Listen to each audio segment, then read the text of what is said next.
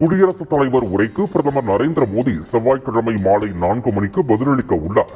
குடியரசுத் தலைவர் உரைக்கு நன்றி தெரிவிக்கும் தீர்மானத்தின் மீதான விவாதத்தில் பேசிய ராகுல் காந்தி பாஜகவையும் பிரதமர் நரேந்திர மோடியையும் மிக கடுமையாக விமர்சித்தார். ராகுல் காந்தியின் பேச்சுக்கு உடனுக்குடன் எழுந்து பிரதமர் நரேந்திர மோடி, மத்திய அமைச்சர்கள் அமித்ஷா, ராஜ்நாத் சிங் உள்ளிட்டோர் பதிலளித்தனர்.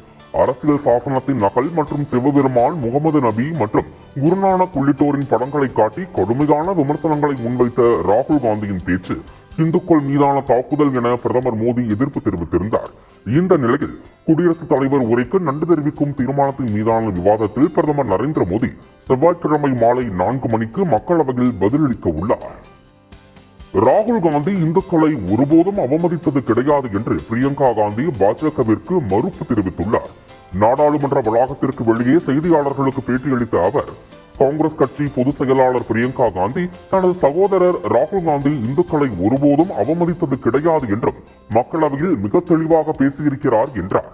மக்களவையில் உரையாற்றிய ராகுல் காந்தி அரசியல் சாசனத்தின் நகல் மற்றும் சிவபெருமான், முகமது நபி மற்றும் குருநானக் படங்களை காட்டி பாஜக மற்றும் RSS மீது கடுமையான விமர்சனங்களை முன்வைத்தார்.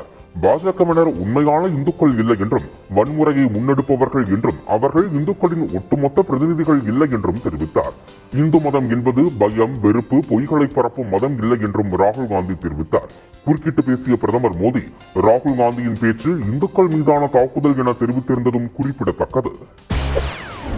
செய்திகளை உடனுக்குடன் தெரிந்து கொள்ள உடனே சப்ஸ்கிரைப் பண்ணுங்க.